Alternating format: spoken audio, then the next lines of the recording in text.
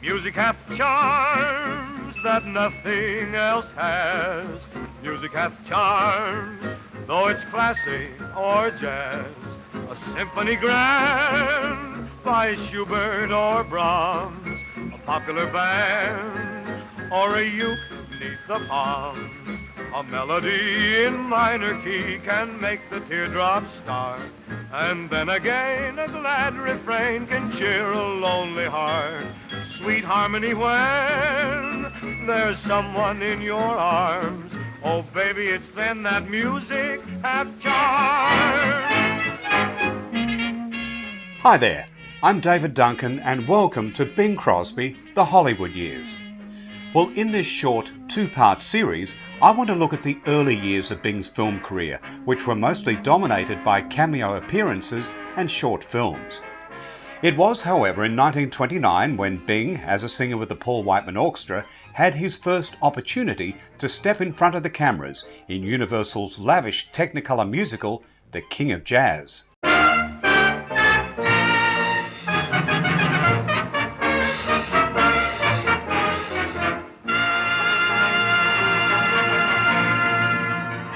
It took a long time from when Universal Pictures first signed the Paul Whiteman Orchestra in October of 1928 before the film was finally finished and released in May of 1930. The first attempt at filming was in June of 1929, but due to a lack of story or script, the band had no choice but to sit around and enjoy the Californian sunshine, golf courses and speakeasies. In July, Bing took a chance and approached both Fox and MGM for a screen test, which didn't go so well, as he explains in this 1970s interview with Michael Parkinson. I remember when I first trying to get in pictures in Hollywood, agent took me around to see the head of 20th Century Fox Studio, and I sang a song for him and read some lines for him. He said, "Very good," but he said the ears are wingy. I thought he said the ears are winging. Oh, I said, I'm not all that old. No, I said, I don't mean that your ears stick out. There's no way we could photograph you because the ears would be such a, people would right away look at the ears and the scene would go down the drain. So he said, I'm afraid we can't use you. And later on, I got signed up by Paramount and was doing very well. And we used to go to the same church, Catholic church. And on the way coming back from communion, I'd pass his seat and I'd give it this, Finally, in late August, Whiteman had had enough and bundled the band onto the train and headed back to New York. Now, it wasn't until late October that a satisfactory script had been agreed to and Bing arrived back in Hollywood with the Whiteman Band. Shooting the film, however, was a time-consuming process due to the large sets and musical numbers, plus the fact it was all shot in Technicolor. Now, this again meant that there was plenty of time for all to get into trouble. In fact, it wasn't more than a week before Bing was involved in a car accident that resulted in a girl being injured and Bing being placed behind bars, which he again relates in this interview with Michael Parkinson. Well, I've been involved in a little automobile accident, and the band was all out there, and they gave us out little automobiles to run around in. I was driving home one night with a young lady. I'd had a few toddies, This is during Prohibition, too, isn't it? Yes, and a fellow ran into me with his car, and quite an accident. I took the young lady into the lobby of the nearby hotel to see that she was administered to, and the police arrived, and they said, you appear to have been drinking. I said, yes. They said, well, come along. They took me down to the station, locked me up. The next day, Whiteman got me out on bail because we were right in the middle of this picture. And I had to go down about 11 days later for an appearance in front of the judge. So I went down I'd been playing golf. I had on golf knickers and loud socks and a loud sweater, very gaily dressed and sure of myself that there'd be nothing to it. The judge says, it says here on the complaint you'd been drinking. I said, yes. He said, well, don't you know there's a prohibition law in the state, in the country? I said, yes, but nobody pays any attention to it. He said, well, he says, you'll have 30 days to pay a lot of attention to it. Bang!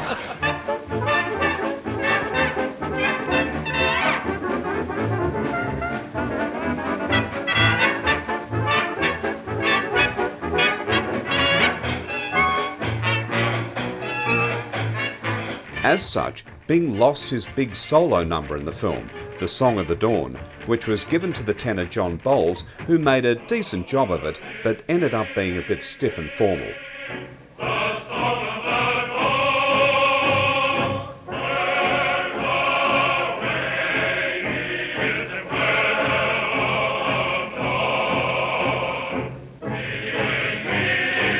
Now one can only wonder what it would have been like with Bing performing the song as originally planned. Yesterday the skies were gray, look, this morning they're blue. The smiling sun tells everyone, come and start life anew.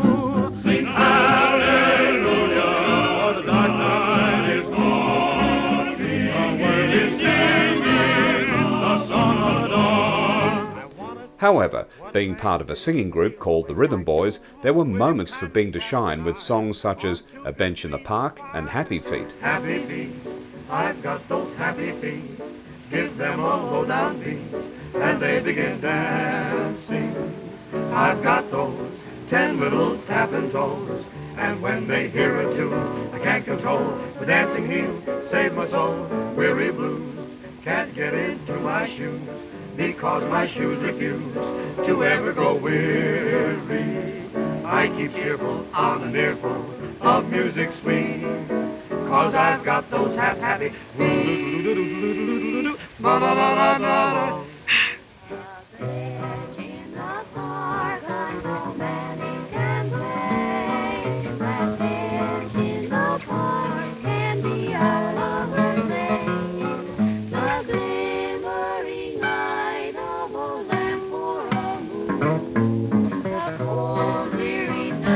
But in our hearts there is a warm little bird in the branches above.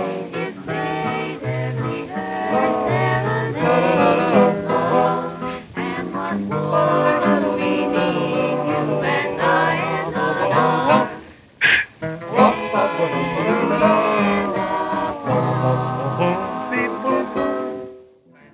The Rhythm Boys, that consisted of Bing, along with Al Rinker and Harry Barris, had gained a lot of popularity back in the late 1920s, which led them to having their own specialty segment in the film. Maybe I better pick up the thread of the story. Well, you needn't. Okay.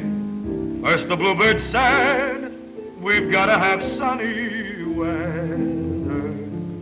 So the bluebirds and the blackbirds got together.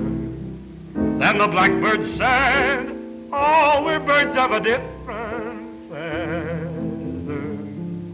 So the bluebirds and the blackbirds got together. Ma-da-da-da-da. Ma-da-da-da-da.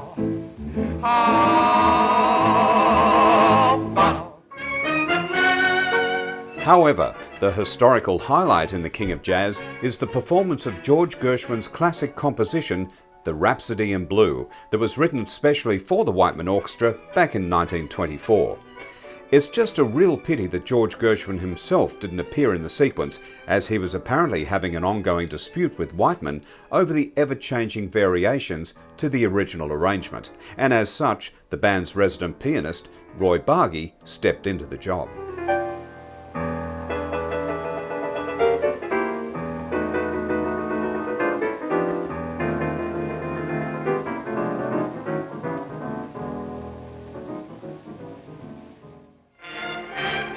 All in all, The King of Jazz was a financial disappointment for Universal Pictures when released, which isn't necessarily a reflection on the film itself, but more on the public's change of taste at the time in regards to musical reviews.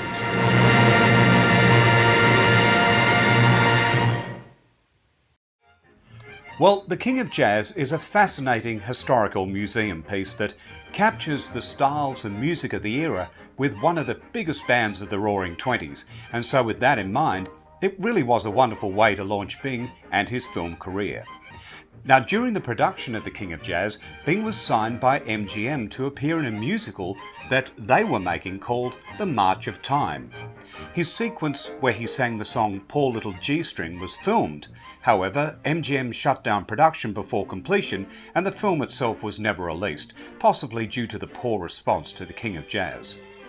Now, as the visual and audio components were recorded on separate pieces of film, some elements survived, such as the soundtrack of the song, but the visual part is unfortunately a victim to the March of Time.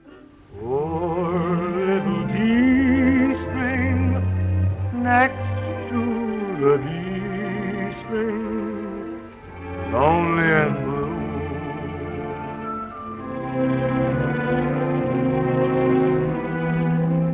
No one to sing to, no one to cling to. I pity you.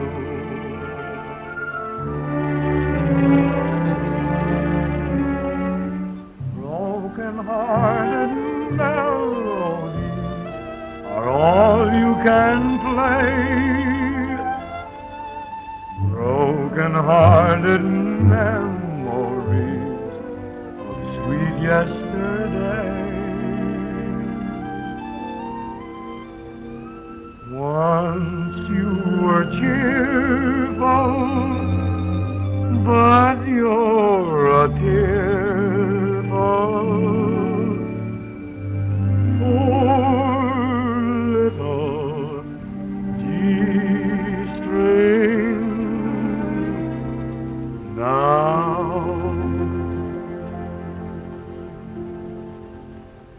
With the completion of The King of Jazz, Bing and the Rhythm Boys followed the Whiteman Orchestra for a short tour up the West Coast. But in mid-April of 1930, they decided to leave the band and head back to Los Angeles in search of more film and club work. Well, it wasn't too long before they were signed by Pathé Studios to make a short comedy called 2+4s.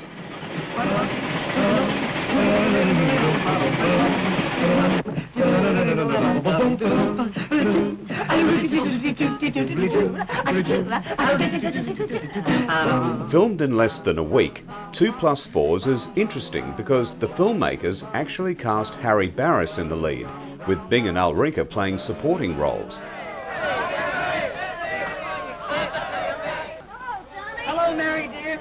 Gee, I'm glad to see you again, Mary. Great to see you too, Johnny. As usual, there's not much of a story, but it revolves around the college boys wanting to buy new suits from their friend Rip Stitch the tailor on credit, but he needs cash, otherwise he'll be out of business. Things all work out in the end though, with the help of some slapstick comedy and a parody of the Stein song. When a fellow needs a friend, call on dear old Rip Stitch. When he needs a 5 or 10, he never turn a tape man down. Rip Stitch. And when we are feeling blue, who is Dr. Rip Stitch? Daddy of our alma mater, he never turned a tape man down.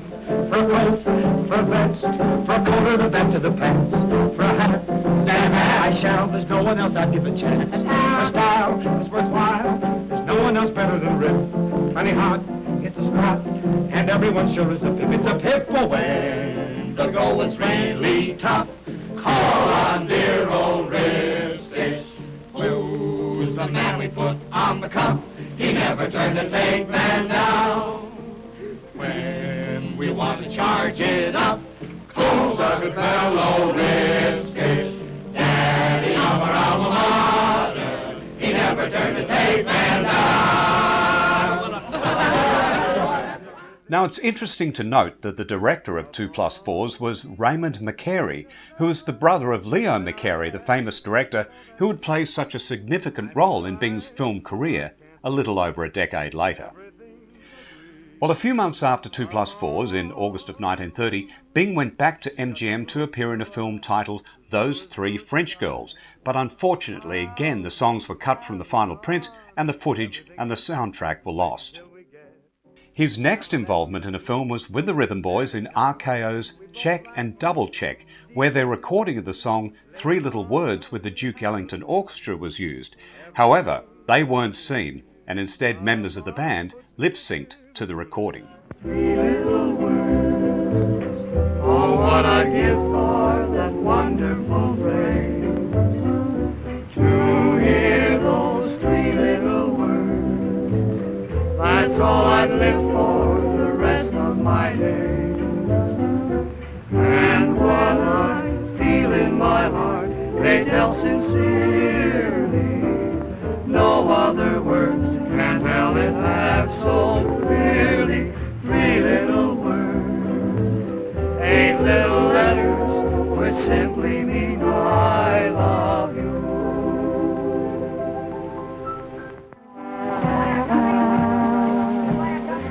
Now, by this stage, October of 1930, Bing and the Rhythm Boys were performing at the famous nightclub, the Coconut Grove, which was in the Ambassador Hotel on Wilshire Boulevard in Los Angeles. What is it? What is it that makes me want you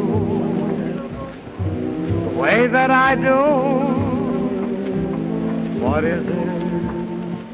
There was trouble on the set of the Douglas Fairbanks film Reaching for the Moon, as they needed a singer to perform the Irving Berlin song When the Folks High Up Do the Mean Lowdown. Well, someone mentioned that they'd seen a good singer at the Grove who'd be perfect. Well, it wasn't long after finishing the night's performance at the Grove that Bing was on the set.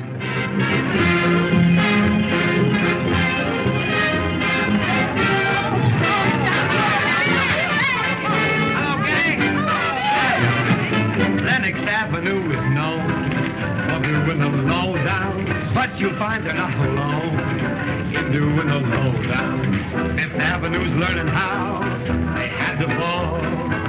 Fifth Avenue does it now. That's not all. Whenever the folks high up to that mean lowdown, now there's no lowdown lower than that. Whenever the swells slow down and become low down, there's no low down lower than that. You may believe it or not, when they start getting hot, there's no hot top hotter than that. So you can lay your dough down when they go low down. There's no low down lower than that. Within a matter of weeks, Bing and the boys headed over to Universal to film some songs for a film called Many a Slip. But unfortunately the songs were cut from the final print. One song, however, There Must Be Somebody for Me, was later used as background music in the 1931 Universal picture Up for Murder, which starred Lou Ayres. I really need somebody, 'cause flowers and dew, sunshine above, stars in the heavens have moonbeams in their love. I've got nobody, but there must be somebody for me. Way down in my heart, a yearning reposes. And if I only could find someone to love, my path, your path would only be red, red roses. I'm all alone, why should it be? Brooks have the fishes, they're keeping company. I've got nobody, but there must be somebody. Why can't there be somebody just so little me? Well, almost half a year went by before a newspaper report stated that director Lee Jason had announced the signing of Gus Arnheim and his orchestra, along with the Rhythm Boys, to appear in number 9 of his Humanette series, with filming to commence on April 6, 1931. Now, the film was built around puppets, and it's not known whether the Rhythm Boys were simply shown live or whether they just provided the soundtrack for the puppets. It was advertised as featuring Bing Crosby and his Rhythm Boys, and it was released on April 15, 1931. But unfortunately, it seems like this is just another moment that's been lost to the ages. Well, next up, it was over to Paramount Pictures for the first of Bing's many films made at the studio. It's a forgotten pre-code drama called Confessions of a Co-ed, and it starred Sylvia Sidney, with Bing and the boys making a short musical appearance at a party. You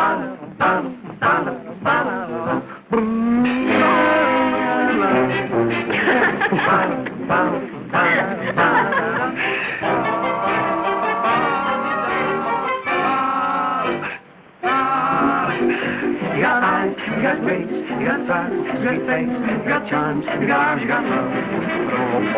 You got feet, you got toes, you got thighs, you got clothes. So mean, you're so sweet, you got love. You've got a perfect rating that's sure worth it. I know it. No use of debating about your style.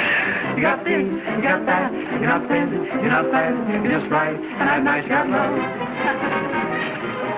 You came to me from out of nowhere.